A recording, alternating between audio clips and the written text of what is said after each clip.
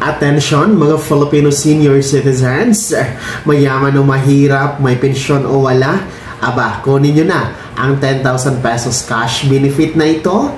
Pag-uusapan natin sa video na ito. Hold up.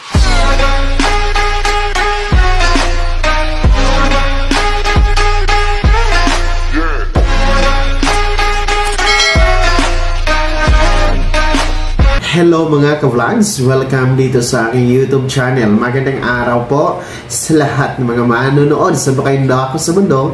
Kumusta kayo mga ka-vlogs? Ayan ha mga Filipino senior citizens, mayaman o mahirap, may pensyon o wala, kunin nyo na ang 10,000 pesos cash benefit bigay ng gobyerno. Mamaya-maya atin yung pag-uusapan. Pero bago ang lahat, kung bago ka pa lang dito sa aking YouTube channel o di kaya hindi ka pa nakasubscribe, abay click nyo muna ang subscribe button na nasa baba. Huwag nyo kalimutan na pindutin ang notification bell. Ilagay nyo po sa all para naman updated kayo sa lahat ng mga videos na aking i-upload. Ayan, para sa ating mga Filipino senior citizens, no? Ang ating mga lola at lola dyan, baka po ang inyong edad ha, nasa insaktong 80, 85, 90 at 95 years old na simula noong January 1, 2025. Abay, mag-apply na po kayo dito sa Expanded Centenarian Act Cash Benefit o kunin nyo na 10,000 pesos cash benefit bigay ng gobyerno. Sa ilalim po yan ng National Commission of Senior Citizens or NCSC. So, ulitin ko, kung ang edad ninyo ngayon nasa insaktong 80, 85, 90 at 95 years old, kayo po ang sinasabi ng Expanded Centenarian Act na siyang pwedeng mag-apply at makakuha ng 10,000 pesos cash benefit. So, ang gagawin niyo lamang, punta kayo sa inyong Office of the Senior Citizen Affairs or OSCA office na andyan po yan siya sa inyong munisipyo or city hall, no? Puntahan nyo dahil sa OSCA office po, nagaganap po ang application process or application submission, no?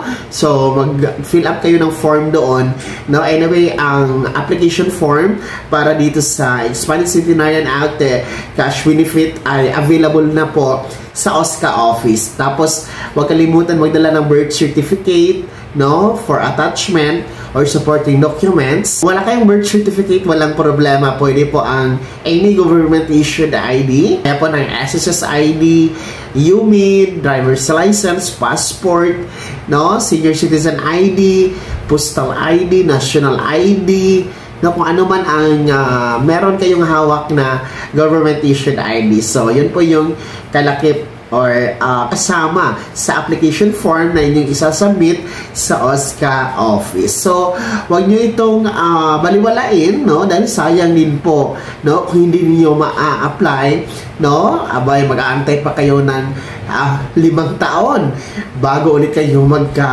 apply, no? Maka-apply sa 10,000 pesos cash benefit dahil per milestone po ang pag-apply, no? For 80 years old, 85, 90 at 95 years old. So, ang kagandahan dito ha, wala nang pili-pili, no? Meron man kayong pensyon sa SSS, GSIS, or PVAW, o any pensyon na tinatanggap, no? May pensyon o wala, mayaman o mahirap, may source of income o wala, may hanap buhay o wala, no? Merong pambili ng gamot o wala, ang tinatanggap na sustento mula sa anak o wala, no? Indigent or hindi, aba po, lahat pwedeng maka-apply dito sa 10,000 pesos cash benefit basta Filipino senior citizen, 60 years old pataas at basta ang edad nasa insaktong 80, 85, 90 at 95 years old.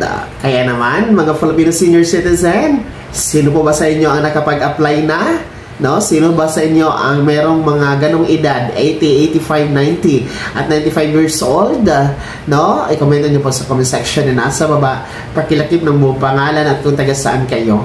Bago ako magtapos sa video na to, kung gusto nyo pong sumuporta sa aking YouTube channel, maaari nyo pong i-click ang ating super thanks button na nasa baba. Sa mga gusto maging miyembro, pwede po i-click yung ating join button. Maraming perks dyan mga vlogs. Be my member now. Sana naging gabay ang video na to kahit paano na pag pag-uusapan natin ang mga mahalagang bagay na may kinalaman sa ayuda, programa at benepisyo ng ating mga senior citizen. Kung hindi ka pa nakasubscribe dito sa aking YouTube channel, maaari nyo nang i-click ang ating subscribe button na nasa baba. Huwag nyo kalimutan na pindutin ang notification bell. Ilagay niyo po sa all para naman updated kayo sa lahat ng mga videos na aking i-upload. Maaari nyo nang i-like ang video na to. Kung meron ka pa mga katanungan, maaari nyo i-comment sa comment section na nasa baba. Paki-follow na din po ang aking official Facebook page na nasa screen nyo. Muli po, ako si Daniel Timpawan na nagsasabing dito sa aking YouTube channel, Pawang Katotohanan at lahat totoo lamang.